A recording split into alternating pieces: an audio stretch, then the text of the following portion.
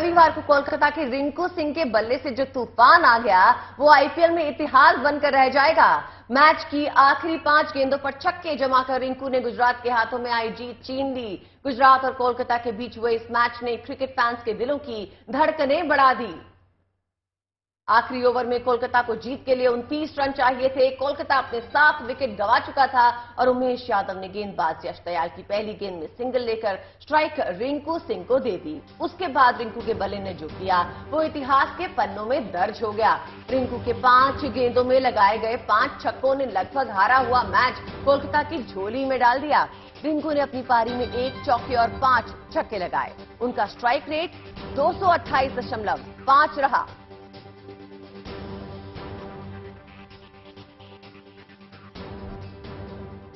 तो रिंकू सिंह की कामयाबी की कहानी उन तमाम लोगों के लिए मिसाल है जो बड़े सपने देखने की हिम्मत रखते हैं और तमाम दुश्वारियों के बावजूद भी उन सपनों को पूरा करने का संकल्प रखते हैं। खुद रिंकू सिंह एक ऐसे परिवार से आते हैं जिसकी माली हालत कुछ खास अच्छी नहीं है, लेकिन क्रिकेट के लिए उनके जुनून ने सारी मुश्किलों को पीछे छोड़ दिया और अपने जुनून और लगन से रिंकू सिंह ने एक नया मुकाम बनाया। देखिए खास रिपोर्ट।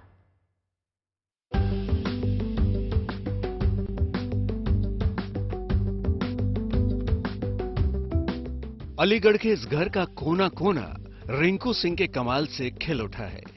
इस घर के लोग अपने बेटे, अपने भाई, अपने चाचा के कमाल से गदगद हैं।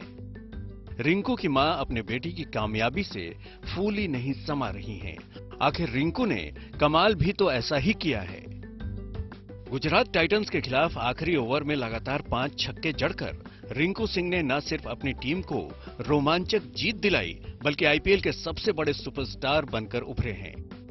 रिंकू ने साबित कर दिया है कि हाथों में हुनर हो, हौसला बुलंद हो, ख्वाबों को सच कर दिखाने का जुनून हो तो कोई भी संकल्प साकार किया जा सकता है। नहीं, मैंने तो कभी नहीं सोचा था और मेरे साथ भी इसने काम करा है। कभी भी मुझे जरूरत पड़ती थी तो मेरे साथ सिलेंडर भी लगवाने गया था। हमें तो बहुत अच्छा लगता है ये आईपीएल खेलते हैं और इन्हें शुरू से शौक था। तो मिडिल क्लास फैमिली थी हमारी, तो हमने जो भी हम पे हो पड़ा हमने सारा किया इनके साथ। 6 भाई बहनों में रिंकू तीसरे नंबर पर हैं। घर की माली हालत ठीक नहीं थी। पिता सिलेंडर पहुंचाने का काम करते हैं। खुद रिंकू भी बल्ला घुमाने से पहले सिलेंडर पहुंचाने में पिता के हाथ बटाते थे। कोचिंग सेंटर में झाड़ू पोछा लगा चुके हैं, लेकिन बचपन से ही क्रिकेट के शौकीन रिंकू को कोई काम पसंद नहीं आया। बेटे के जुनून के आगे पिता ने भी हार मान ली और उन्हें क्रिकेट खेलने की खुली छूट दे दी। अब स्टार्टिंग में तो ये मैं वही क्रिकेट ही खेलता था। मैं ही मना करता था उससे, क्रिकेट मत खेलेगा, क्या करेगा, पढ़ लिख लेगा, कुछ बनेगा। इसमें किसी में ध्यान नहीं था पढ़ने लिखने में, खाली मैच में ही। फिर जब मैंने इधर उधर देखा स्टेडियम में भी इसने 6 रन बनाए तो सब लोग कहते भाई तुम्हारा लड़का बहुत अच्छा खेल रहा है। तो फिर मैंने इससे मना कर दी, तुझे काम करने की जरूरत है, जो क्रिकेट खेलना है तो क्रिकेट खेल। 2016-17 में रिंकू ने यूपी की तरफ से रणजी में डेब्यू किया। 2017 में किंग्स 11 पंजाब की तरफ से आईपीएल में डेब्यू किया। 2018 में रिंकू सिंह कोलकाता नाइट राइडर्स की तरफ से खेल रहे हैं। 2022 में रिंकू सिंह को केकेआर ने 55 लाख रुपए में खरीदा। रिंकू की विस्फोटक पारी के बाद शाहरुख खान ने उनकी तारीफ की। शाहरुख ने अपनी मूवी पठान का एडिटेड पोस्टर शेयर किया जिसमें रिंकू नजर आए। शाहरुख खान की बेटी सुहाना खान ने रिंकू को अनरियल तो आर्यन खान ने बीस्ट कहकर बुलाया। रणवीर सिंह ने ट्वीट कर रिंकू रिंकू रिंकू लिखा। ट्वीट में उन्होंने सरप्राइजिंग इमोजी लगाए। अर्जुन रामपाल ने लिखा OMG KKR। रिंकू ने लगातार 5 छक्के जड़े। अद्भुत, ऐसा पहले कभी नहीं देखा, बधाई हो। आज रिंकू की कामयाबी पर हर कोई फिदा है।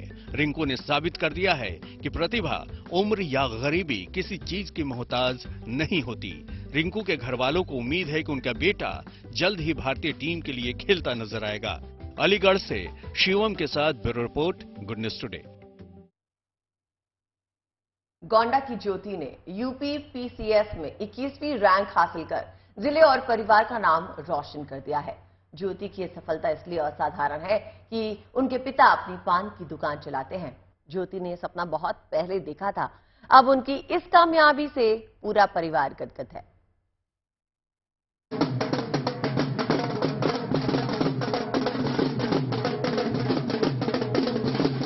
सपनों को मुट्ठी में कसकर पकड़ने और उसके सच होने की ये तस्वीर है।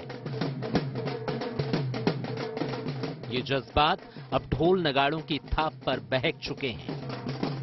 बिटिया ने वो कर दिखाया है जिसकी उम्मीद परिवार ने उस दौर में लगा रखी थी जब इसने 10वीं का इम्तिहान दिया था। आज जब वो यूपी पीसीएस में 21वीं रैंक ला चुकी है और उसकी तैनाती बतौर एसडीएम पक्की हो चुकी है, तो भावनाओं का ये ज्वार घर से बाहर आ चुका है। यूपी में गोंडा जिले में पान की दुकान चलाने वाले हेमचंद चौरसिया मूलतः देवरिया के रहने वाले हैं। बेटे और बेटी की पढ़ाई इसी दुकान के सहारे कराई। हालांकि बेटे की पढ़ाई तो कराई, लेकिन वो ख्वाब पूरे ना कर सका, लिहाजा उसने अपने ख्वाबों को भी अपने बहन को सौंप दिया और पिता के साथ पान की दुकान पर काम करने लगा। क्योंकि 10वीं पास होते ही हेमचंद की बेटी ज्योति ने अपनी मंजिल का पता पिता को बता दिया था। इंटर फर्स्ट ईयर में इसने जवाब दिया कि मैं इंटर के बाद से मैं सिविल की तैयारी करने के विचार कर रहा है।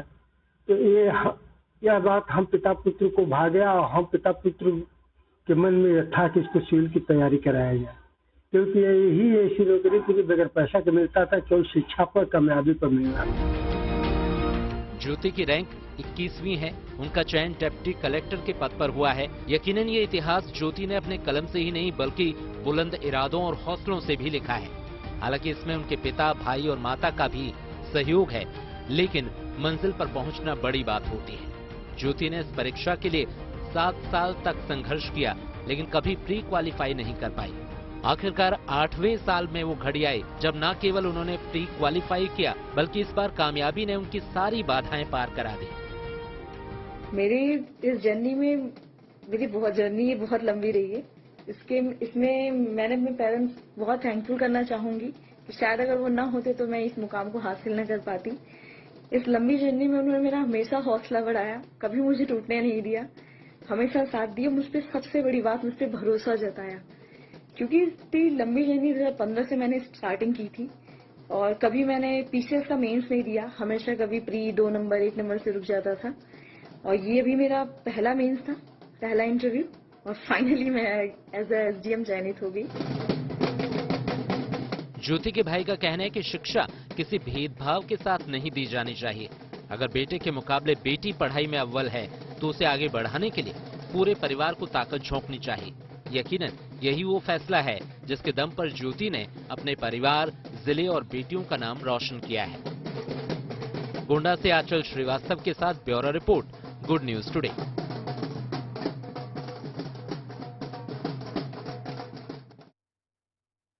चलिए अब आपको दिखाते हैं कामयाबी की एक ऐसी अद्भुत दास्तान जिसमें एक 15 साल की बेटी ने लगातार 8 घंटे स्विमिंग कर वर्ल्ड रिकॉर्ड अपने नाम किया और पानी की लहरों के बीच कामयाबी का नया कीर्तिमान रच दिया।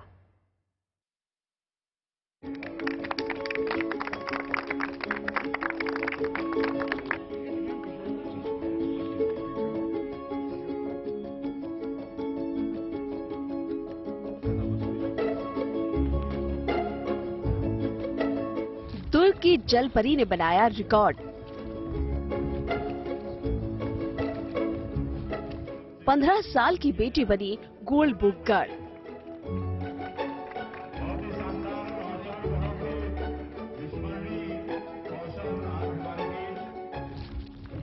लहरों के बीच अपने जुनून को हथियार बनाकर 15 साल की इस बेटी ने वो कर दिखाया है जिसकी कल्पना भी आसान नहीं है।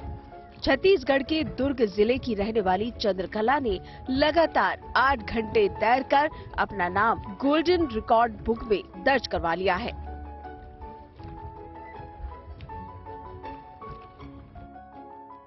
चंद्रकला रविवार सुबह 5 बजे तालाब में उतरी और लगातार तैरने के बाद दोपहर 1 बजे बाहर आई। लगातार 8 घंटे तैरकर golden book of world record में अपना नाम दर्ज कराया।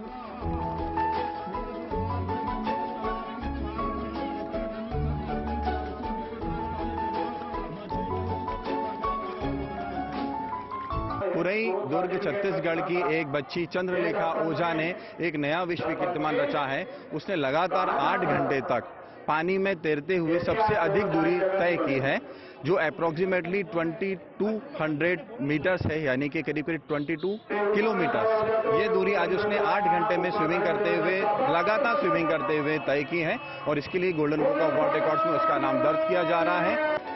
ये चंद्रकला का हौसला और जज्बा ही तो है कि उसने इस कारनामे को अंजाम तक पहुंचाया। ये 2 साल से जारी उसकी जी तोड़ मेहनत और प्रैक्टिस का ही नतीजा है कि आज उसने इतना बड़ा सम्मान अपने नाम किया। मुझे अच्छा लग रहा है नया वर्ल्ड रिकॉर्ड बनाकर, और हमारे गांव वाले और हमारे माता पिता को बहुत बहुत धन्यवाद कि मुझे इतना सपोर्ट किए। चंद्रकला पुरुई की वही स्विमर है जिसका एक ही बार में स्पोर्ट्स अथॉरिटी ऑफ इंडिया यानी साई गुजरात में स्विमिंग के बेहतरीन प्रदर्शन पर चयन हुआ था। सम्मान बड़ा है तो जाहिर है कि इस कामयाबी का जश्न भी खास ही होगा। सूबे के गृह मंत्री भी चंद्रकला को बधाई और आशीर्वाद देने के लिए पहुंचे। मेरे विधानसभा क्षेत्र में ये गांव है, इसलिए मुझे बहुत ज़्यादा खुशी है। विधायक बनने के बाद मैंने अनुभव किया कि मेरे विधानसभा क्षेत्र में 6-7 गांव के बच्चे बहुत अच्छा खेल रहे हैं, नेशनल तक खेले हैं, खो खो में, कबड्डी में, तैराकी में, कई खेलों में। इन बात को लेकर मैंने माननीय मुख्यमंत्री जी से आग्रह किया कि यहाँ एक एकेडमी की स्थापना किया जाए ताकि सभी गाँव के बच्चों को बेटी की इस कामयाबी को देख न सिर्फ चंद्रकला का परिवार खुश है, बल्कि उसके इलाके का हर कोई शख्स फूले नहीं समा रहा। चंद्रकला की कामयाबी 2 साल की मेहनत और मशक्कत का नतीजा है, लेकिन अभी तो ये सिर्फ शुरुआत है। दुर्ग से रघुनंदन पंडा के साथ bureau report, good news today.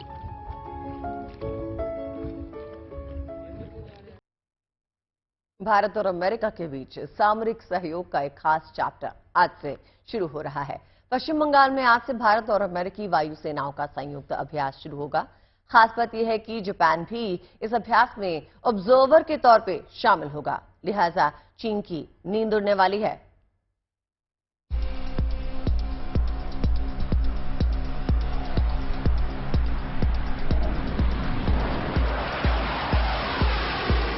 Hindustan के आसमान पर एक बार फिर दिखेगी लड़ाकू विमानों की जोर आजमाइश।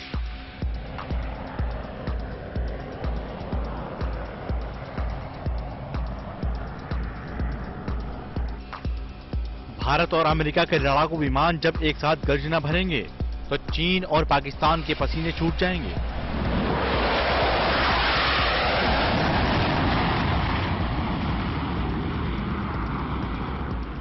एक तरफ होंगे अमेरिका के F-15 strike eagle fighter jet, तो दूसरी तरफ होंगे भारत के सुखोई 30 MKI।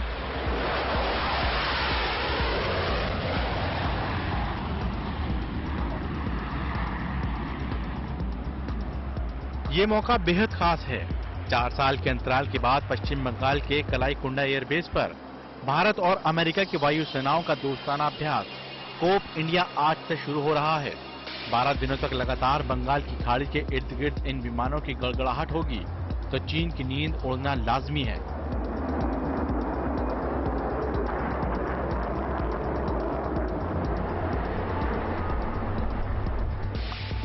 इस अभ्यास में अमेरिका के F-15 लड़ाकू विमानों की भागीदारी इसलिए भी खास मानी जा रही है कि भविष्य में ये फाइटर प्लेन भारतीय वायुसेना की पसंद बन सकते हैं। माना जा रहा है कि भारत की ओर से फाइटर विमानों के सौदे के लिए F-15 लड़ाकू विमानों की भी दावेदारी पेश की जा सकती है। वहीं सूत्रों के हवाले से खबर है कि इस बार कोप इंडिया अभ्यास में भारत की ओर से सुखोई के अलावा IL-78 mid air refueller, Rafale और तेजस विमानों को भी शामिल किया जा सकता है। हिंदुस्तान की सरजमी पर भारत और अमेरिका की वायुसेनाओं का ये 5वां खास अभ्यास है।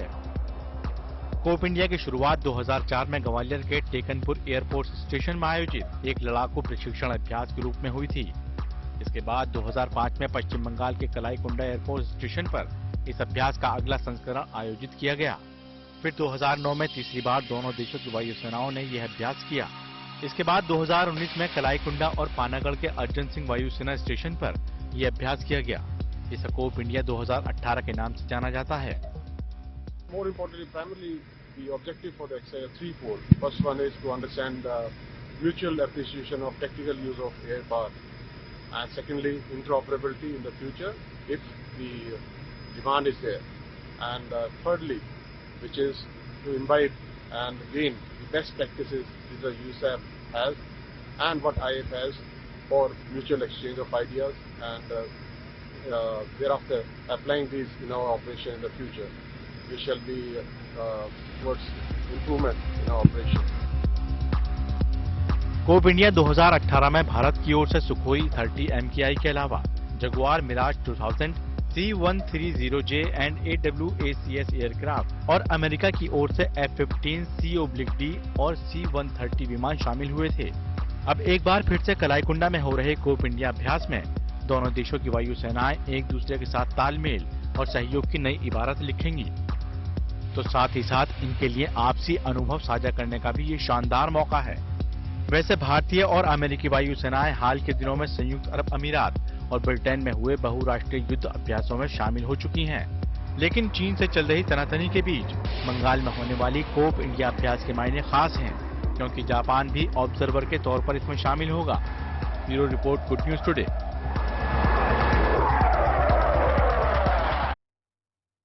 एक तरफ भारत अमेरिका के संयुक्त युद्धाभ्यास से पड़ोसी चीन की टेंशन बढ़ी हुई है, दूसरी ओर गृह मंत्री अमित शाह ने अरुणाचल दौरे ने ड्रैगन के माथे पर चिंता की लकीरें काफी गहरी कर दी हैं।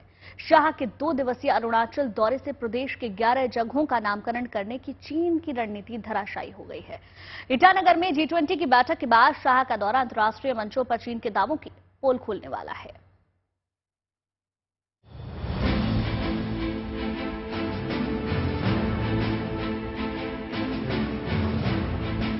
गृह मंत्री अमित शाह का आज से शुरू हुआ 2 दिवसीय अरुणाचल दौरा चीन की उस चाल का मुंहतोड़ जवाब है जिसके तहत उसने प्रदेश के 11 स्थानों का नामकरण अपने हिसाब से कर दिया है। दरअसल बीते 26 मार्च को हिंदुस्तान ने अरुणाचल प्रदेश की राजधानी ईटानगर में जब G20 की बैठक आयोजित की तो अरुणाचल को दक्षिणी तिब्बत बताने वाली चीन की हवा पूरी दुनिया के सामने निकल गई। G20 की बैठक के बाद अमित शाह का अरुणाचल दौरा ड्रैगन के ताबूत में आखिरी किल साबित होगा, क्योंकि शाह का अरुणाचल दौरे का मकसद सीमावर्ती इलाकों में हिंदुस्तान की मजबूत मौजूदगी दर्ज कराना है। शाह दोपहर 2 बजे किबुथु रिमेम्बरेंस हट में जाकर शहीदों को श्रद्धांजलि देंगे। दोपहर 2:30 बजे वाइब्रेंट विलेज प्रोग्राम की शुरुआत करेंगे और शाम 6 बजे ITBP के जवानों के साथ संवाद करेंगे। शाह 11 अप्रैल को नमती इलाके में जाएंगे और वालोंग युद्ध स्मारक पर श्रद्धांजलि अर्पित करेंगे। जाहिर है शाह का ये दौरा चीन को बेहद नागवार गुजर रहा है। केंद्र सरकार का वाइब्रेंट विलेज प्रोग्राम चीन की नींद उड़ाने वाला है, क्योंकि इस प्रोग्राम के तहत LAC से जुड़े गांवों और कस्बों में बुनियादी ढांचे को विकसित किया जाएगा। वाइब्रेंट विलेज प्रोग्राम के तहत केंद्र सरकार ने देश के उत्तरी सीमा से सटे अरुणाचल प्रदेश, सिक्किम, उत्तराखंड और हिमाचल प्रदेश जैसे राज्यों और केंद्र शासित प्रदेश लद्दाख के 19 जिलों 46 ब्लॉक में 2,967 गांव पहचान की है। इस प्रोग्राम के तहत इन 2,967 गांवों का व्यापक विकास किया जाएगा। इसके लिए भारत सरकार ने वित्तीय वर्ष 2022-23 से 2025-26 के लिए 4,800 करोड़ रुपए का आवंटन किया है। दरअसल चीन सलामी स्लाइसिंग जैसे शातिर चाल के तहत पड़ोसी देशों के भूभाग पर कब्जा करने की कोशिश करता रहा है। चीन की इस चाल को नाकाम करने के लिए भारत LAC पर लगातार अपनी सैन्य तैनाती बढ़ा रहा है। वाइब्रेंट विलेज प्रोग्राम चीन की सलामी स्लाइसिंग स्ट्रेटेजी की नकेल कसने में काफी कारगर साबित होगा। Bureau report, good news today. Assam का बेहद आकर्षक दिखने वाला बिहू नृत्य, उसकी तैयारियां अब जोरों पे हैं। देश के कोने कोने से आए कलाकार 14 अप्रैल को होने वाले ग्रैंड इवेंट के लिए कड़ी मशक्कत कर रहे हैं। इस मेगा समारोह में प्रधानमंत्री मोदी भी शामिल हो सकते हैं। इस लोक नृत्य को Guinness book of world record में दर्ज कराने के लिए एक साथ 10,000 लोग बिहू नृत्य को परफॉर्म करेंगे। देखिए रिपोर्ट।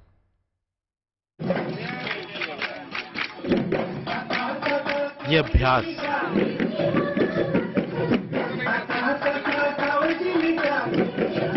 ये मेहनत,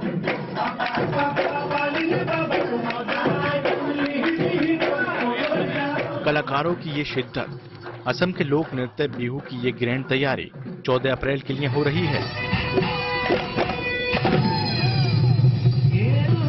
इस नृत्य को विश्व रिकॉर्ड बनाने की जोरदार तैयारी चल रही है।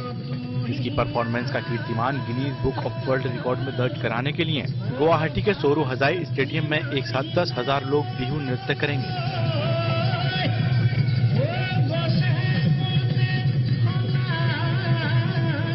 इस खास मौके पर प्रधानमंत्री नरेंद्र मोदी भी यहां मौजूद रहेंगे।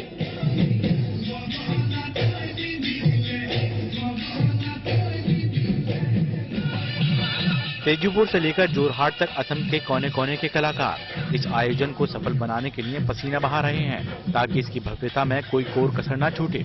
दरअसल बिहू नृत्य असम का एक लोक नृत्य है जो बिहू त्योहार से संबंधित है।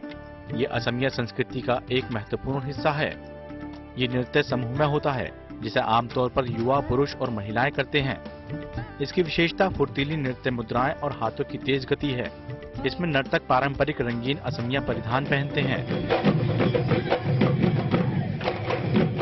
बिहू नृत्य की इस तैयारी का उद्देश्य असम के सांस्कृतिक, खासकर लोक नृत्य को अंतर्राष्ट्रीय पटल पर पहचान देने की पहल करना है ताकि केवल देश ही नहीं बल्कि पूरी दुनिया इससे रूबरू हो सके।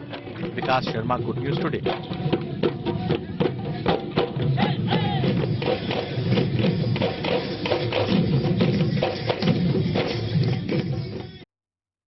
और चलिए अब बात छत्तीसगढ़ के सुकमा की, जहां राज मंडई मेले का शुभारंभ हो चुका है। एक दिन पहले रविवार को सबसे पहले राजवाड़ा परदेशीन माता मंदिर के माता की पालकी पूरी साज सज्जा के साथ मेला स्थल पर पहुंची। उनकी विधि विधान के साथ पूजा की गई, स्वागत सत्कार किया गया। मेले में न सिर्फ आस्था और भक्ति का सैलाब उमड़ा बल्कि आदिवासी संस्कृति के रंग भी नजर आए।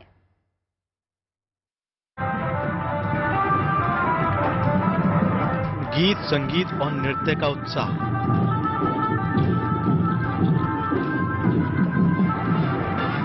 भक्तों की कतार और आस्था का सैलाब। ये भव्य नजारा है छत्तीसगढ़ के सुकमा में लगने वाले सुकमा राज मंडई का। ये तस्वीरें मेले से पहले निकाली गई भव्य शोभा यात्रा की हैं। सर्वप्रथम राजवाड़ा परदेशीन माता मंदिर से माता की पालकी पूरी साज सज्जा और आस्था के साथ शहर की सड़कों पर निकलती है, जिसके बाद मां का ये काफिला मेले स्थल तक पहुंचता है और माता की विधि विधान के साथ पूजा की जाती है। इलाके के लोग आज भी देवी देवताओं की विधि विधान से पूजा अर्चना कर अपनी संस्कृति और आस्था को आदिकाल से बनाए रखे हैं। मान्यता है कि इस मेले में कई देवी देवता अतिथि के तौर पर शामिल होते हैं। सभी देवी देवताओं का स्वागत सत्कार सोमवार को सुबह से ही किया जाएगा, जिसके लिए सभी दिशाओं पर पड़ाव बनाकर पूरी तैयारी कर ली गई है। बताया जा रहा है कि मेले में करीब 440 गांव से देवी देवता शामिल होंगे। इस मेले में आदिवासी संस्कृति के रंग भी देखने को मिलेंगे। माता की शोभा यात्रा के दौरान भी आदिवासी संस्कृति की छटा देखने को मिलेगी। करीब एक साल पहले मेले का आयोजन को लेकर तैयारी शुरू हो जाती है। आसपास के लगभग 64 से ज्यादा इलाकों में देवी देवताओं को निमंत्रण दिए जाते हैं और फिर मां के दरबार में आस्था का महाकुंभ शुरू होता है। Dharmendra Singh, Sukma, good news today.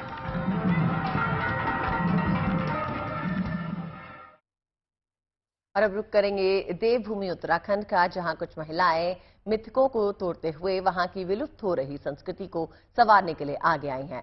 ढोल, दमाऊ, वाद्य यंत्र पहाड़ी समाज की लोक कला का अहम हिस्सा माना जाता है।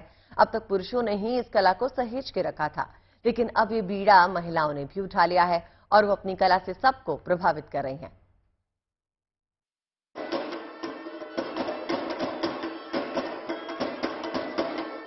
उत्तराखंड के कोटद्वार में हाथों में तलवार और ढाल के साथ ढोल दमाऊ की धुन पर किया जा रहा ये नृत्य अपने आप में खास है। ये उत्तराखंड की विलुप्त हो रही संस्कृति को बचाने की पहल है और इससे भी ज्यादा खास बात ये है कि पहली बार महिलाएं इस पर परफॉर्म कर रही हैं, जो उत्तराखंड की पहली ढोल दमाऊ सनिया टीम है। ढोल दमाऊ वाद्य यंत्र उत्तराखंड के पहाड़ी समाज की लोक कला का अहम हिस्सा है, जिसे अब तक अनुसूचित जाति के पुरुषों ने अपनी कला के जरिए सहेज के रखा है, लेकिन अब महिलाओं ने इस कला को आगे बढ़ाने का बीड़ा उठाया है। हमने सारे मिथ को तोड़ते हुए कि जातिगत जो मिथ है वो या फिर जो लिंगगत है कि पुरुष ही करेगा, ये सब कुछ तोड़ते हुए हमने पहली उत्तराखंड की पहली महिला ढोल दमाऊ सरैया टीम तैयार की है। पुराने जमाने में युद्ध के मैदानों में सैनिकों का उत्साह बढ़ाने के लिए इन वाद्य यंत्रों का उपयोग किया जाता था। फिर ये कला धीरे धीरे युद्ध के मैदानों से सामाजिक जीवन में प्रवेश करती चली गई और अब इस संस्कृति को संवारने के लिए ढोल दमाऊ की पहली महिला टीम आगे आई है। Vikas Sharma, Kotdwar, good news today.